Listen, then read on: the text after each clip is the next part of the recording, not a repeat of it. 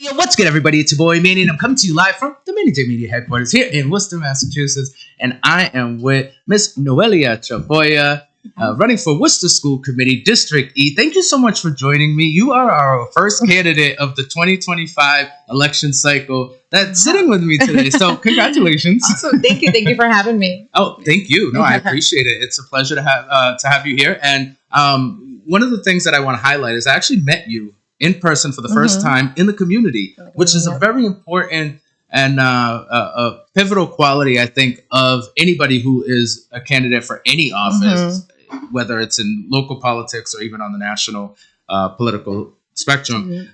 Seeing you out and about with the people, I feel, is one of the most important qualifiers. Talk about your experience being out there with us in the community. I completely agree, right? And so I'm born and raised in Worcester. I went to Worcester Public Schools, and I went Head Start Friendly House when that was a thing. Oh, wow. Went to City View, went to East Middle, and then went to North High. So you went to all like the I'll keep my judgments to myself, but those weren't exactly easy schools to get through. Yep. That's what I'm trying to say. So, but you made it, and you're doing great. Yes. Congratulations. So, hey, Worcester Public School education, and now you're at a point in your life where you want to impact Worcester Public Schools. Exactly. What was the influence that got you there? Was it your experience as a student? I think it was a combination of a lot of things. So I'm first generation American Salvadorian, right? And so I mentioned that, one, because I grew up in a dual language and a bilingual home, but also I spent some time in El Salvador when I was 7 through 9 years old. So I grew up learning English and Spanish. Okay. When we came back, I had forgotten my English. Oh, wow. My complete, like all of it. Really? Funny enough, academically, I was advanced. Okay. But in terms of learning, talking English, writing it, I completely forgot it. And so I also had the experience of going through the ESL program and the transitional bilingual education program, right? And so I call that out because that for me was transformational in many different levels. Most importantly, being able to, it was an out-of-body experience, right? I already knew English and I knew Spanish, and I came back into my community and had to relearn these core skills, right? And so with that being said, I was raised by a really strong mother. We have really big family. My grandmother had 18 grandkids, and they were all here at one point. Whoa. 23 grandkids. My son is one of them, and one great-great-grandkid. And so all of us went to Worcester Public Schools, and we had, there's challenges, right? But we had a lot of opportunities. So along with our family pushing us, but also our community. So I was in many different programs in high school, from Gear Up to Latino Education Institute to the YMCA Minority Achievers to Job Corps through the YMCA Minority Achievers, getting a business clerical certification. But most importantly, shout out to the YMCA Minority Achievers, I received a full scholarship to go to Assumption University for being part of the program. So I was the first in my family, first of many to graduate with a 4-year college degree. Wow. So that was where my family community really impacted my core self and who I am. And so to answer your question, what really brought me here? It's a combination of all of it. It's a combination of my upbringing, the opportunities the Worcester community has given me, and our mentor, everything in between. And then now with my almost 5-year-old going into Worcester Public Schools, it's the way that I can see myself contributing and hopefully creating an impact, right? That can impact all of our kids. And when I mean all, I mean all. I mean every high achievers, our marginalized groups, LGBTQI plus community, low income, right? All the different Hispanics, African Americans, Asians, everybody, all the students. Because I think that Worcester is amazing. Yes. And I think that our diversity is a huge strength that we need to unlock and tap into. Yeah. So I always say, if we really were all looking at the same problem, if we understood the problem we're looking to solve, and we looked internally to our city, we could find the answers. Absolutely. And you're right. Worcester is a huge, diverse population, and our children need that representation, and they all need it, right? Mm-hmm. Just as you said, I feel like sometimes we get caught in a bubble where we're really looking out for our own, but are we thinking about the community as a whole? Because it's not just ours that are going to be there coming up behind us. And by ours, I mean, people in our marginal, I don't know if marginalized is the right word, but boxed in community. You know what I'm saying? So Latinos and blacks and whites and Asians, but bringing everybody together and having a sense of cohesion, I think, is really important in the schools. And, you know, it's funny because growing up, I went to Burncoat High School, and one of the things that like really stood out was the cafeterias. We had 3 cafeterias, and they were A, B, and C, but to the students, they were white, black, and there was like basically like a mixed cafeteria where everybody kind of congregated together. And I think that that's a learned behavior in children, and it comes from how we were raised, whether at home or even in school, because they would categorize us then. I mean, I don't know how much of that is going on now, but back in, you know, the 90s and early 2000s when I was there, that's what I noticed. Do you see that happening still today? And do you wish to make a change in bringing everybody together in a less divisive way? Yeah. I'll answer that 2 ways, right? So from a personal experience at North High, I actually had a different experience. Really? For me, diversity was all around. Do you mind if I ask what time frame you were at in school? Let's see, I graduated 2005. Really? Yeah. Mm-hmm. I hope I look as good as you do when I get out. No, I'm older than you, but girl. Yes. Okay. Yeah. So, but for me, it was a melting pot, right? And not just race; it's also religion, right? Income status, socioeconomic status. It was extremely diverse. Where truly, I had the benefit of being exposed at such a young age to all different types of people, and my experiences, we embraced that. Yeah. Now, going from North High to Assumption University and living on campus, that was where I was. For the first time, was like, oh my God, I'm a Latina woman, first generation. It was so unfamiliar, especially in our city, right? In Worcester. So it's like a world away. Like, it's like, I don't know how to explain it, but you almost don't feel like you're in Worcester anymore when you're on Assumption campus. So yeah, it's wild. Which is something I had to work really hard through, because I kept on looking and I'm like, North High wasn't like this, right? I had a couple of teachers at North High who were Assumption alumni. And they kept on saying, it's going to be different. It's going to be different. And, 17 years old, I could not comprehend what they were saying. I got this. But then I got there and I'm like, how is this happening in Worcester? What's different? And part of it is, right, the system has been built that way. Yeah. It's been built that way. And so it's intentionally. There's a reason for that. And that is to keep power dynamics in mind. Yes. Yeah. And so from what I see now, I've had the opportunity of going into a few elementary schools to high schools. I had the opportunity to do the principal of the day. I've been doing the reading list. Awesome. So what I see in the schools, particularly in District E, is kids that are engaged, kids that are working together, right? I think that our strategic plan that Dr. Monares, our superintendent, has in place with a 5-year strategic plan, right?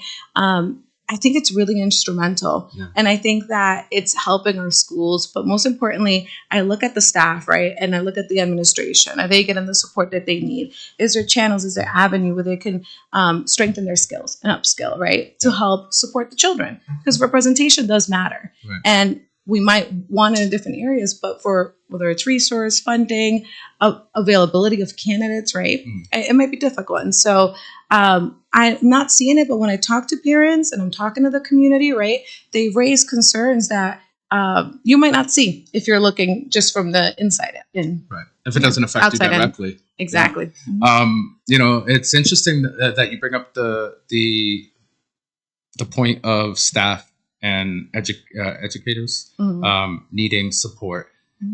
I remember a few years ago when I was working at Unity Radio, when I first started getting into this realm and paying attention, the topic of contention mainly was the inequities that were happening in our schools. Black and brown students getting suspended or disparities in discipline. Disciplined, right, in different ways, and more often disparities. And that doesn't. I don't know. First of all, I don't know whether or not it's happening because I'm not involved directly with Worcester Public Schools at all. But I'm hearing less and less of it. And ever since Dr. Monares came in, really, it does seem like she put a plan forth. And her and I have talked about it on numerous occasions as well. To where instead of putting forth consequences for students who may be having whatever behavioral or even academic trouble, pay more attention to them and help them move further and try to get over those hurdles that are holding them back in Worcester's education system. What are you seeing? I know you spoke on it a little bit. And am I right in that it seems like it's dying back a little bit, and now that kind of pulls back the veil of our educators need our help bad because there's definitely not enough money in there. Yes. So what I'm seeing, again, talking with the community, right? There could be different factors that impact a student's behavior, a student's academic performance.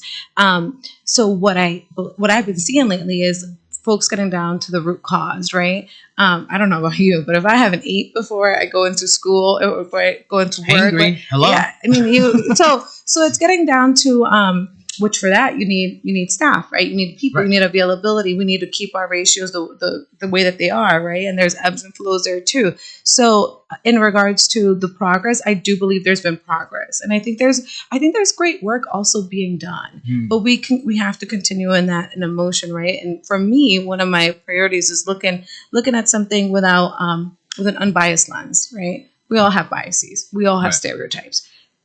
We do. We're human. Nobody's perfect, right? But it's challenging those, getting ourselves in different audiences and different groups that challenge how we think to help the greater good, right? And so for our students is continuing on that education from the parents to the community to the staff, and really being locked in sync to be able to work together in the best interest of the students, right? Yeah. So I do think that there's improvement. I think there's greater potential there to unlock. And a lot of that comes from really doing the bottom up and top down approach and everywhere in the middle. That's 100%. I completely agree with that. And the second part of that question was, which I'm going to ask another question after this that relates to this question, but our educators, do you feel like they are being properly supported and funded to be able to handle their jobs on a daily basis? I think it's case by case, right? Okay. And I think it depends. So I'll speak for District E and what I've seen thus far, right? I think that there's support in place, but you're having administrators, right? You're having some teachers. They're running the business while they're changing the business, right? And so if you're working on operational daily activities, right, and then you have all of these incidents popping up or different things that come up, you're pulled away from it, right? If we have a school, right, that doesn't have strong support in terms of our English language learners, right? Where are they being put in the school with other kids, right, that have different needs? So what is that staff member doing at that time, right? They have to divide and conquer, and it's a lose-lose situation, in my opinion, for the student that needs it and the remaining students. So how can we work together? How can we be innovative? How can we get more funding? How can we create a constructive environment that supports our teachers, our educators, our principals, our assistant principals, our janitor staff, et cetera? Absolutely. Now, this is the third part of this whole question is on a national level. We are seeing programming being cut back. Department of Education may cease to exist, right? DEI programming being cut back may cease to exist. How would you, or what ideas would you bring to the school committee to, counteract the loss of that funding that we've relied on for so long? Yes.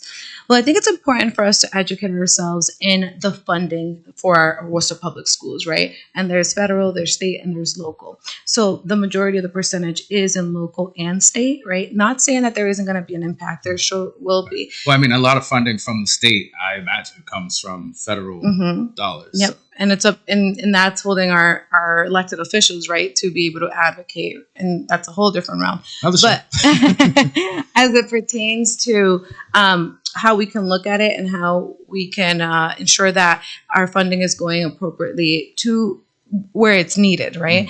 I think it's doing a follow through, right? So school committee members, their main job is creating policies, procedures, and also budget line. They have approval of all of the budget, right? And so I wonder if when items get approved, right? Who's doing that retrospective to look at it? Did we spend those funds wisely? What was the value, right? And it's okay to say, oh, there was a devalue in this area, so let's shift.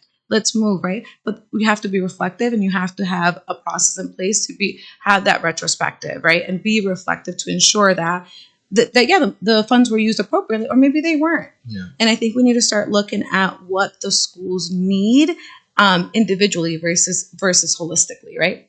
We have the wraparound coordinators that were put in. I think they're amazing. They're essentially a liaison between, every school has one, the liaisons between the parents and the school. And there's one at every school. So if I start giving you some numbers of the schools and the numbers that the students' population is, you have one wraparound coordinator supporting X amount and another one is supporting 3 times as much, right? So let's look at that. Right. And do you think there is a correlation between how the dollars are being spent and how our children's success is happening now within the schools? For example, having those liaison officers, I don't know if that's the exact wraparound coordinators, thank you, in place, and maybe even placing more by need, right? Like, right, it's not a luxury item, right? Or luxury, item. Yes. But absolutely something that we see our students benefiting from, and not only our students but the families, because I'm sure this is something you can relate to as someone who needed to learn English, relearn not once but twice. And having a family that I'm sure primarily speaks Spanish, and things can get very confusing, especially when they're sending home these documents that have all these big words that we're not familiar with as Spanish speakers. Not we, but we. Yes, not me.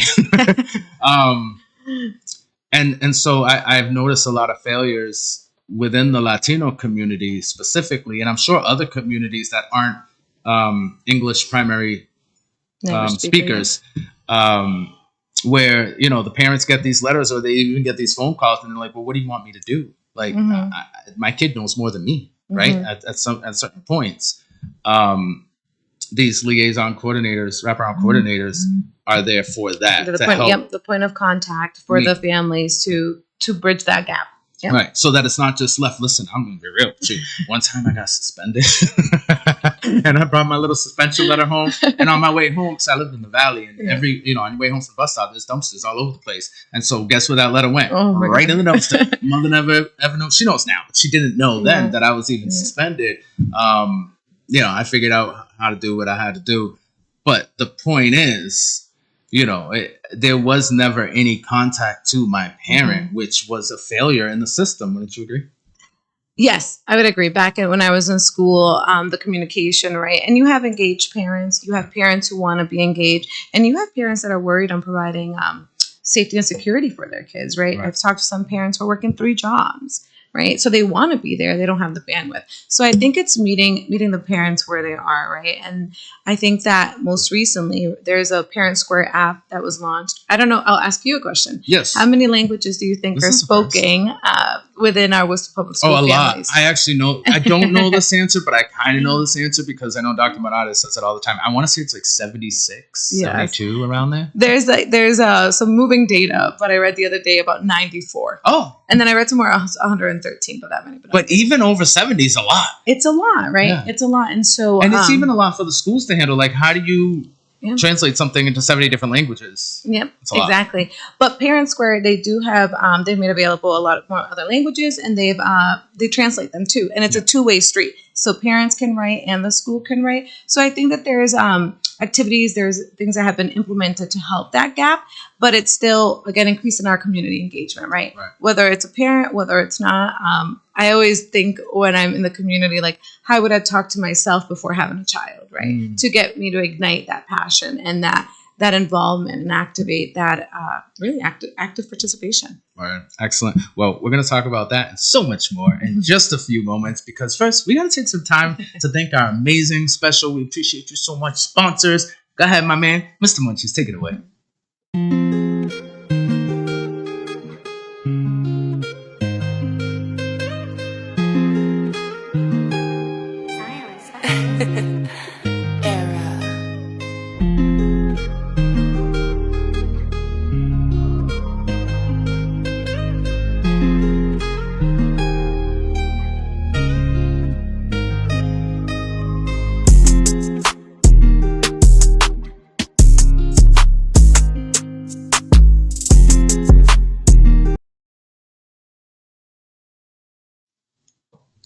Welcome back, everybody, to Manny J Media Interviews. I'm here with Noelia Chafoya. Chafoya. I'm so sorry. Chafoya. Noelia Chafoya. Listen, if you've watched my shows, and if you go back and watch my shows, we're lucky we even got that far. You tried. I appreciate it. You're very welcome. And my last name is Alvarado, and one of the things that I do remember in growing up in Worcester Public Schools is no one could say my last name. Ever. It's like I don't understand it. Like even if you just pronounce and how it. did that make you feel, right? Like it definitely made me feel different. I'll tell you that much. But yes, welcome back to Interviews. I'm here with Noelia Chafoya.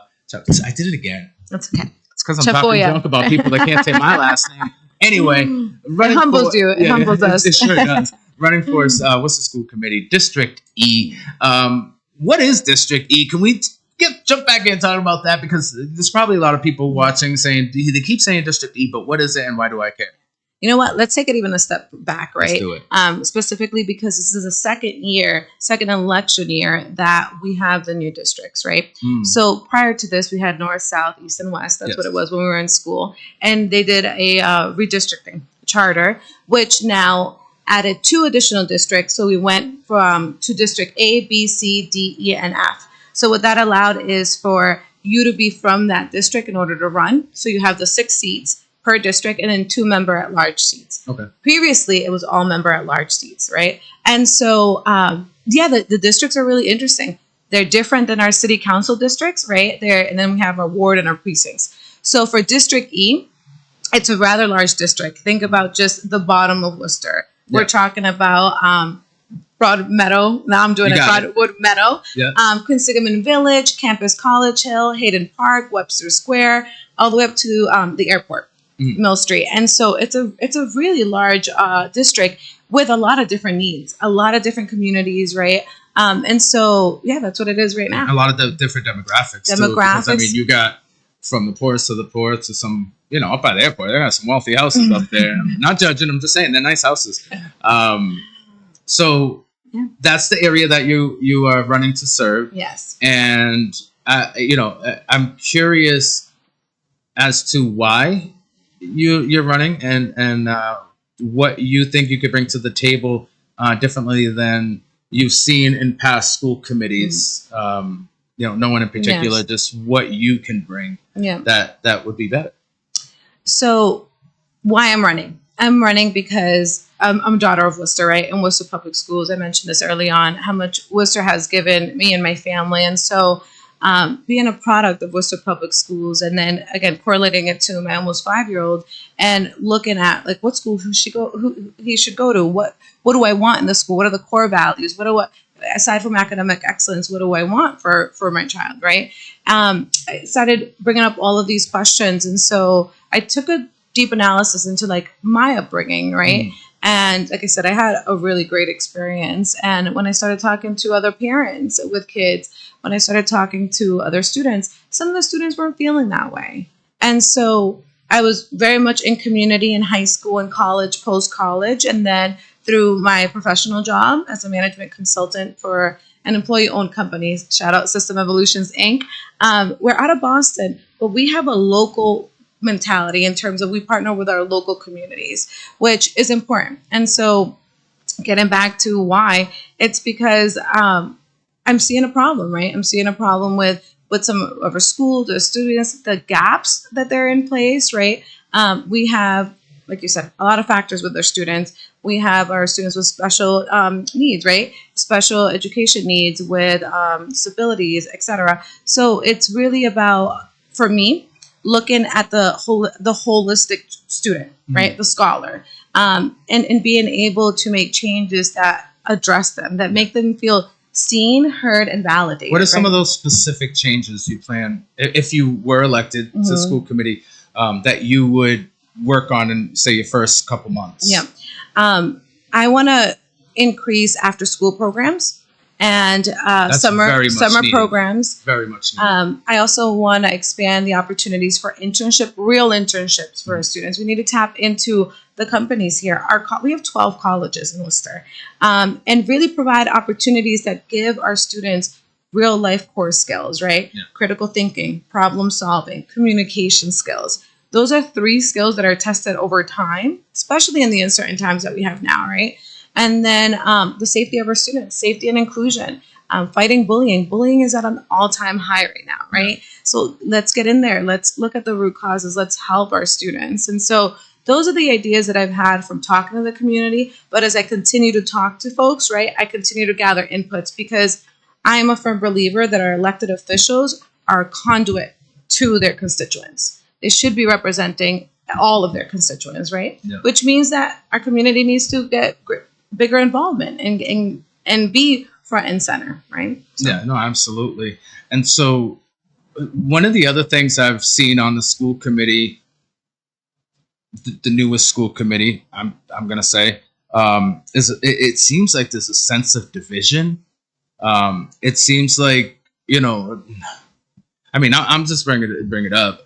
There was recently a decision, at least discussion, on the most recent school committee about inclusiveness in our schools, with specific demographics, particularly LGBTQ community, and just making those students be able to feel safe, be able to express themselves in a safe environment and in a non-bullying place. Maybe there's programming put in to where there's acceptance, because really a lot of the reasons why kids that go to high school never really leave high school even though they graduate is because we're not teaching them those life skills, problem solving skills, and acceptance. Was acceptance taught to you in high school? No. I think the last time I learned acceptance, inclusion, things like that was when I was like in kindergarten.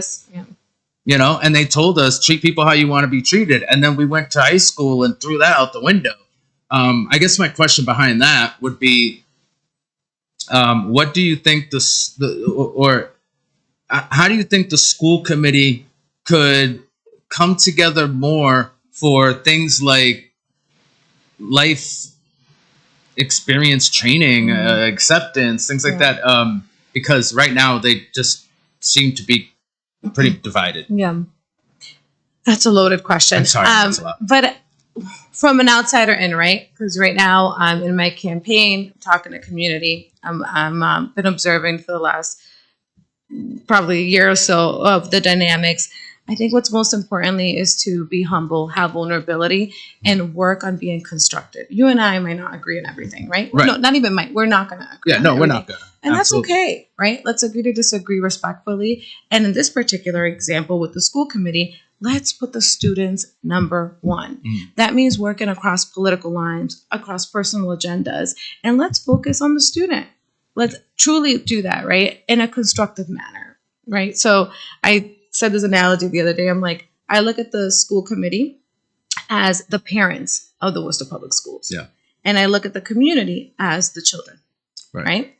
Oftentimes, right, if there's deconstructive conversation that's going on, you're leaving with that feeling. You're not necessarily leaving with what was being done, what was being said. You're leaving with this feeling. And it's a feeling of feeling unsafe, right? Feeling unheard, unseen, like all of these things. And so I think it's important that our all elected officials, right, and our leaders, that they can work across the aisle and put their North Star, the people that got them elected, the students and the community. So in terms of what I hope to bring is I hope to bring that sense of unification.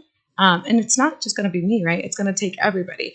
And being able to agree to disagree, right? Sometimes even table things. Yeah. And let's have those conversations in a constructive, respectful manner that lets our students, lets the children know that they're being heard, right? And let's tap into our communities to ask what they want prior to making decisions and then talking about the consequences, right? Let's get those out beforehand so people can make educated decisions. Yeah. So, I mean, you might have already answered this question, but I'm going to ask it anyway, because I think it's important for your role. School committee, they are responsible for making a lot of, the systems, the rules that are in place, and, not just the budget, which the budget we'll get to in a second. But how is it that you plan on representing the families in your district because I've seen families, for example, we'll go back to the LGBTQ thing, where the students may be living a certain lifestyle that the parents may not agree with, and that the parents don't believe should be handled in our schools. Like that's a very personal thing, religion, sexuality, even sex education. A lot of parents don't feel like should be the schools teaching their kids, especially if there's cultural differences, things like that. What is your approach to making sure that the best you can, making everybody happy? Yeah. In regards to family beliefs, personal beliefs, I think it's working together, right? So there's sexual education. Let's take that one on, right? Let's go past sexual education learnings, right? Let's understand, what does those entail? What are we talking about, right? How do they differ from kindergarten to 12th grade and everywhere in between? Let's have those conversations, right? The good thing is that some of these programs, some of these learnings, some people, you can opt out of it. So families have the ability to opt out, right? I might be a household that talks about certain things with my child, right? Some other parents might not even have whether it's language, the ability, the time, because they're focused on how to feed their children, right? So I think it's being vulnerable enough to know that it might be one way for you, but that's not the same way for somebody else. And it's okay for you to not know what it is for somebody else. That's okay. But it's about talking about it, right? And then, pushing the administration too, to say, like, I don't agree with this, but if there's an opt-out model, right, then you can opt out, right? That I think that's a happy medium. But oftentimes I think we're caught by the headlines, right? There's research that shows that. I mean, this is just me. And again, we're not going to agree on everything. But especially when it comes to sex education, I think it's one of the most important things we can teach our kids. It's life skills, right? I feel like life skills, sex education, anti-bullying, anti-racism, just so many, even civics, so many things that aren't being... Financial literature. Financial literature is big for me in terms of, I don't know about you, I worked since I was 13 years old. And it was probably until recently that I understood what is being taken out of my paycheck, right? Yeah. How is that contributing? Where is it going? How can I set myself up for financial success? Right. I didn't graduate. Which, by the way, I just want everybody to know, a lot of those taxes that we pay are going into our school system, which I want to argue, and I'll leave you with this. We'll get into finances in just a second. But, like a lot of the school districts, I used to ask all the time, why is Shrewsbury and let's say Holden, well, I mean, Mount Wachusett is questionable right now, but, it's kind of old. But, other surrounding towns, their schools are so nice. Like, they got these huge fields for sports complexes and things like that. And, ultimately my ignorance was blissed in that it's coming out of their paychecks. They elect to pay more taxes to have better school systems. I'm not advocating for taxes or anything. I'm not asking you to advocate for taxes. But that is an important thing to know, that if you want to take better control of your schools and how they're funded, that is more of a community issue. Like, people need to understand, like, when we're fighting for lower taxes, that's what we're kind of talking about, and our potholes and things like that. But that's a whole nother topic. Yeah. Because we are running out of time. I don't know how we're already at the end, but here we are. Time flies when you're having fun, right? Yes. Let's jump into how you plan on bringing financial. I don't know, I want to say advice, but, bringing, what do you plan on doing with the budget if you were to get elected, to better our school district? So I think it's understanding it and communicating exactly what you just talked about, right? Our schools are funded by our community, by our personal taxes, right? And as it pertains to, I don't know if you've taken a look at, I looked at the preliminary budget, and this was for last year. It was about 460 something pages. It's long. Yeah. Who's going to read that? Exactly. So I think it's And I think some people understand it and some people don't. And I think it's taking a look at it and understanding what the line items are, right? So I actually already went. So if you get elected as a school committee representative, you have to have an 8-hour training with the Massachusetts Association School Committee. I'm the type of person that likes to know what I'm getting into before I get into it. And I'm the type of person who doesn't want to sit here and say I'm going to do something that I can't do, right? So I took the training back in November, and it talked about, and there was about an hour or so to talk about the budget, right? It's not enough. The budget is huge. So what I plan to bring is for all of us, right, to be on the same page of what we're talking about in our budget. There's subcommittees too, right, within the school committee, just like there is with city council. So it's taking a look at those line items, right? And then, like I mentioned before, doing that retrospective to see, like, okay, was it worth it? Yeah. Was it worth it to have X amount here or X amount there? Is there value in it? Should we expand it to more schools? How are we looking at need versus requirement versus wants, right? Do we all have the same definition for it first? Because oftentimes I think as humans, we're solving different problems when we intend to solve the same problem. So it's really bringing that critical thinking and also leveraging a lot of internal assessments that are done that to some extent the public doesn't have access to, rightfully so, right? A lot of it is for sensitivity, for protection, et cetera, of our communities. But it's taken a diver look cohesively with everybody there. Cohesiveness and consistency, right? Consistency, yes. Yeah, it's one of the keys to life. Now I want to test you a little bit. I want to irritate you just a tiny bit because you're so eloquent. You're careful, so I haven't had my coffee yet. But what is one of the most irritating things about what's going on in the Worcester Public Schools that you hope you could fix? I know you're so positive. You probably can't think of it. I'll answer it because I don't want to speak for all of our schools because I haven't been in all of our schools, right? But I will speak I'll answer that question based on the community, the folks that I've spoken to, right? And in terms of what is the thing that really grinds you again, really gets me going. Get aggravated real quick. Once you get mad, I think it's just hearing those punchlines that are out, those items, and I'm like, oh. Tell me one punchline. Let's see. I had somebody tell me that our problems are our teachers because they get paid too much and they have 3 homes, and so I was like, what? So it's like. But you know what? This person got this information. Do you know how much money our teachers put into their own classrooms? I was like, anyway. So, but this person, right? They must have got it from somewhere, right? Yeah. Whether they read a headline or whatever the case was, and then just ran with it. So it's the misinformation of items, right? Mm-hmm. And when we're talking about here's the data, this is factual, and we're still challenging that and trying to prove it wrong. I'm all for challenges, right? But it's more about, listen, one, where'd you get that information? And let's be constructive. Let me help out, right? That day I was surprisingly with. Besides that, how much is too much to invest in our children's future? Right? That is the $1 billion question. Is it? Yeah. Is there ever too much? I don't know. I digress. And I'll leave one last point too. Yes. So in terms of what I hope to do for our students, right? Not being in the city, right? We don't get as much.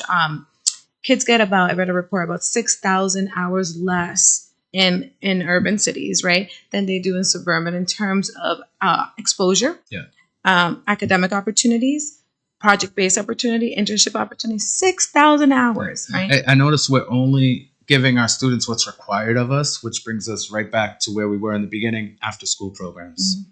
And because a lot of those students that you're talking about have 4 or 5 hours after school where they're involved in sports or they're involved in extracurricular activities or extra horseback riding, academic, all that archery, stuff, which is appealing to the schools or whatever future avenues that our students will be going down. So I absolutely agree with you that after school programming and additional program for our students is 100% needed. I'm getting a finger over there, so it's really, really, really time to go. I want to leave on a really good note. And that is, tell everybody why you're running for District E, in District E, and why they should vote for you. I am running to represent all of our students, every single one, and to not only give them their basic requirements, but to exceed them, to make them feel seen, heard, and validated. So I am running for the future of our children, and I hope to have your support because we need the community to support the candidates in place that will drive this vision forward. Thank you. And where can people find you and learn more about you? They can find me. So social media, it's Noelia, Noelia for District E, and also email Noelia M. Chafoya, Chafoya @gmail.com. All right. So, Noelia Chafoya, thank you so much. Running for Worcester School Committee District E. I did. Well, you just said it about 3 times, so I locked it in. But thank you so much. I really appreciate you. This was such a great time that I had with you today. Likewise. And best of luck on your campaign. And we'll be watching. Yes. So thank you so much. And to you all for tuning in with us today. Thank you. I really appreciate it. This is so important that we are able to bring this information to you and just help you make a decision on who you would like to vote for. Look for more Manny J Media interviews with other candidates coming to you throughout the summer and until the actual election day. Until then, it's your boy Manny and Noelia Chafoya. Manny J Media, community delivered. We'll see you real soon. Peace. Thank you.